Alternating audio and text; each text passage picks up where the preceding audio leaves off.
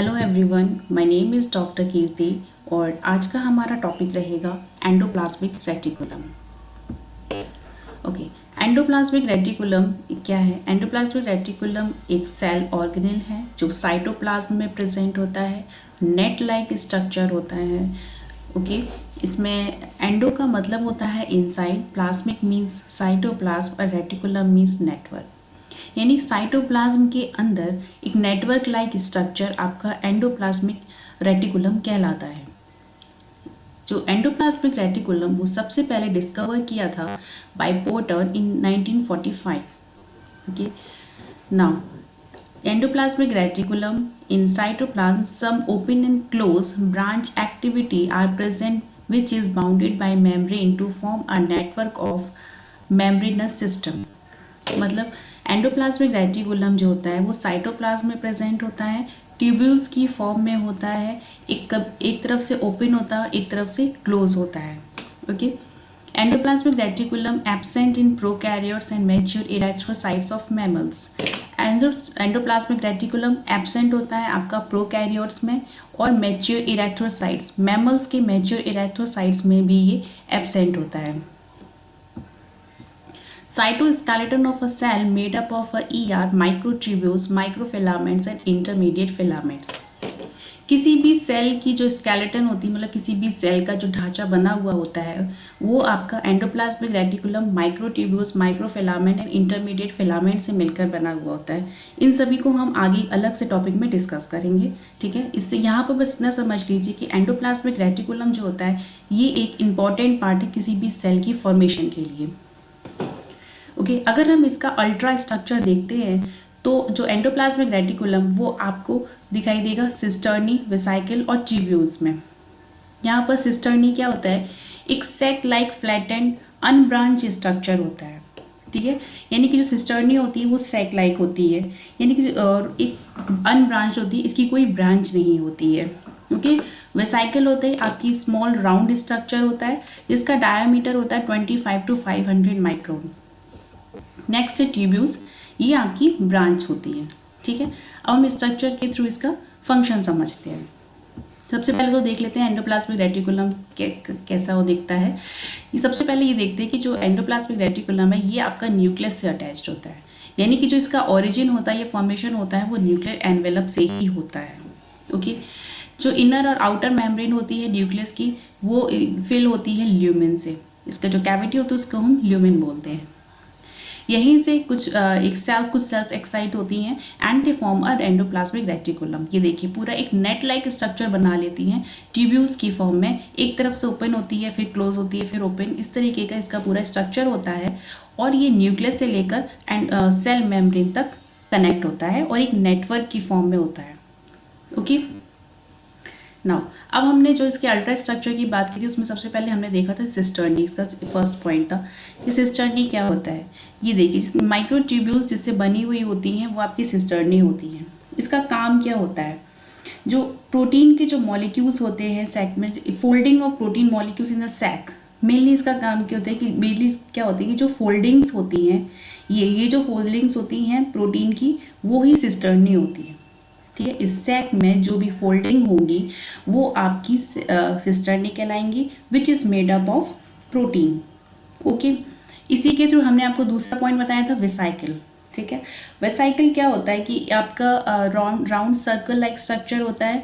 वो क्या करता है, एक पॉइंट पर आके एक बर्ड लाइक स्ट्रक्चर बना लेता है। ठीक है, यहाँ पर बर्ड लाइक स्ट्रक्चर बना लेगा तो क्या होगा, और उसमें क्या होगा कि they help in the transportation of a protein. ये क्या करेगा, प्रोटीन के ट्रांसपोर्टेशन में हेल्प करेगा। और वो अपना ट्रांसपोर्ट किस पर करे, कहाँ पर करेगा, ये अपने अंदर जो वेसिकल बनती है वो अपने अंदर प्रोटीन ले लेता है and it transfer to the and Golgi body को ये ट्रांसफर कर देता है। ये वेसिकल का काम होता है। ठीक है, ओके, अब इसके स्ट्रक्चर में एक चीज़ हम देख लेते हैं।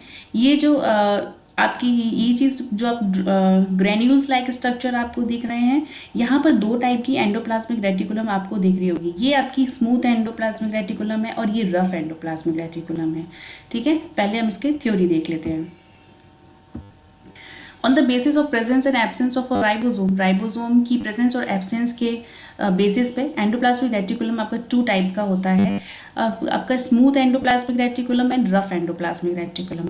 स्मूथ एंडोप्लाज्मिक रेटिकुलम क्या होता है, यहाँ पे जो राइबोसोम होता है उसमें वो राइबोसोम उसमें एब्सेंट होता है, मतलब यहाँ पर राइबोसोम प्रेजेंट नहीं होगा, इसकी जो सरफेस होगी वो पूरी तरीके से स्मूथ होगी, ए ग्रैनुल होगी, कोई ग्रैन्यूल्स नहीं होंगे, right. Okay, present in the cell which is involved in the lipoprotein and glycogen synthesis. Main क्या है, जो स्मूथ एंडोप्लाज्मिक रेटिकुलम का काम क्या है, ये यहाँ पे लिपोप्रोटीन की सिंथेसिस और ग्लाइकोजन सिंथेसिस में ये हेल्प करता है, ठीक है, यानी कह सकते हैं यहाँ पे लिपिड का सिंथेसिस होती है।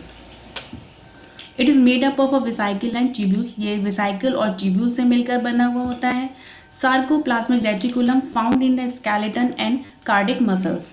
सार्कोप्लाज्मिक रेटिकुलम ये एक unique type of endoplasmic reticulum होता है, special type of endoplasmic reticulum होता है जो आपके स्केलेटन में प्रेजेंट होता है और कार्डिक मसल्स यानी कि हार्ट के मसल्स में भी प्रेजेंट होता है।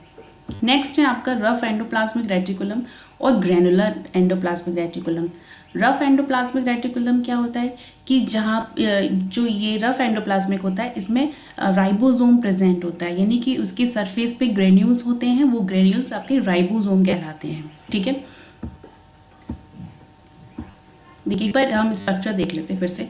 ये देखिए, ये जो इसमें आपको डॉट डॉट्स दिखाई दे रहे हैं या यहाँ पर आप ब्लैक पॉइंट्स में देख रहे हैं, ये आपके राइबोसोम इसके साथ अटैच्ड हैं। अब यहाँ पर राइबोसोम अटैच्ड हैं तो ये आपका रफ एंडोप्लाज्मिक रेटिकुलम हो गया।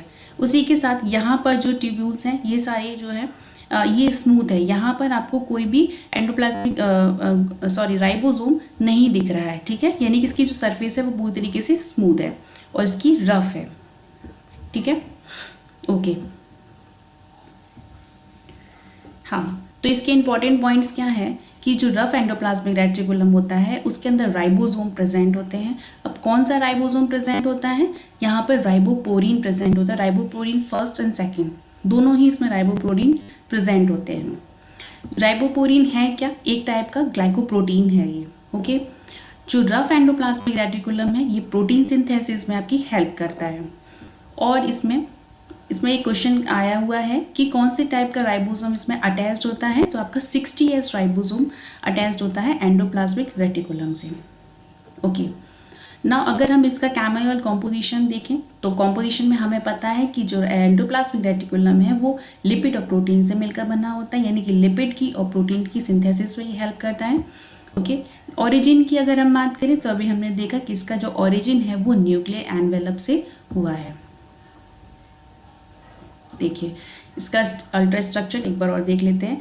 ये इस तरीके से ये रफ ER एक दूसरे से कनेक्ट होती है, इसमें जो फोल्ड्स होते हैं इन फोल्ड्स को हम सिस्टर्नी बोलते हैं और इन्हीं फोल्ड्स के साथ ये राइबोसोम अटैच्ड होते हैं, ठीक है, इसकी वॉल पर। स्मूथ ER, ये सब स्मूथ ER पे कोई भी राइबोसोम अटैच नहीं होता है। नेक्स्ट इसका हम देखते हैं फंक्शन। देखिए फंक्शन सबसे पहला है मैकेनिकल सपोर्ट। जो endoplasmic reticulum provide an ultra structure skeleton framework to the cell. जो एंडोप्लाज्मिक रेटिकुलम होता है वो किसी भी सेल को एक अल्ट्रा स्ट्रक्चर यानी कि उसके अंदर फ्रेम, उसको एक फ्रेम करता है, उसको एक ढांचा प्रोवाइड करता है। Exchange of molecules. The exchange of a molecules by process of osmosis, diffusion and active transport occur through the membrane of ER. यहाँ पर मॉलिक्यूल्स का एक्सचेंज होता है किस प्रोसेस से, by osmosis, diffusion and active transport, ठीक है, जो कि एंडोप्लाज्मिक रेटिकुलम की मेम्ब्रेन पर होता है। इन तीनों के हमने ऑस्मोसिस, डिफ्यूजन और एक्टिव ट्रांसपोर्ट हमने प्रीवियस लेक्चर में समझाया हुआ है। इंट्रासेलुलर इम्पल्सेस, ये जो होता है यहाँ पे जो आपकी यूनिक टाइप की एंडोप्लाज्मिक रेटिकुलम प्रेजेंट होती है वो होती है आपकी सार्कोप्लाज्मिक रेटिकुलम, ठीक है। ये क्या होती है, ये किस चीज़ में काम करती है, ट्रांसमिटिंग द इलेक्ट्रिकल इम्पल्सेस, ठीक है। जो सार्कोप्लाज्मिक रेटिकुलम होता है ये इलेक्ट्रिकल इम्पल्सेस ट्रांसमिट करने में हेल्प करती है, ओके।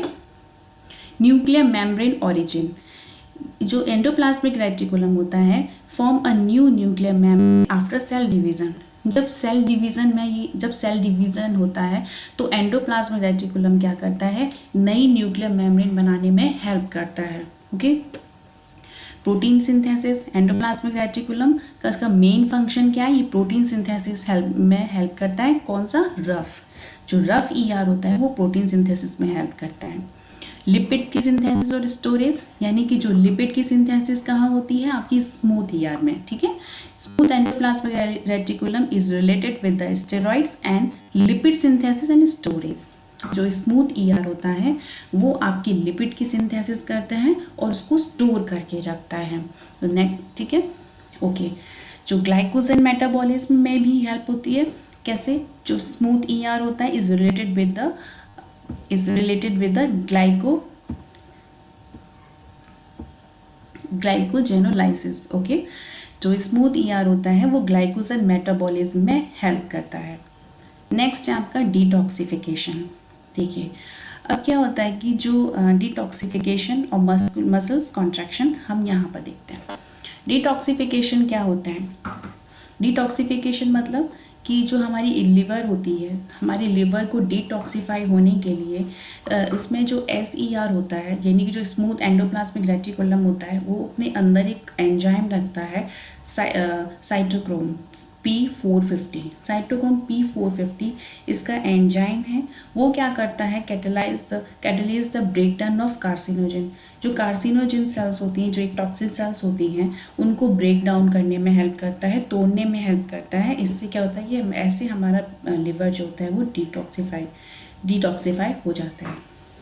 ओके, यहीं पर क्या होता है कि कुछ सेल्स जो होती हैं वो स्पेशल सेल्स जो होती है वो सार्कोप्लाज्मिक रेटिकुलम की तरह काम करने लगती हैं, जो स्मूथ ईआर में ही, ठीक है।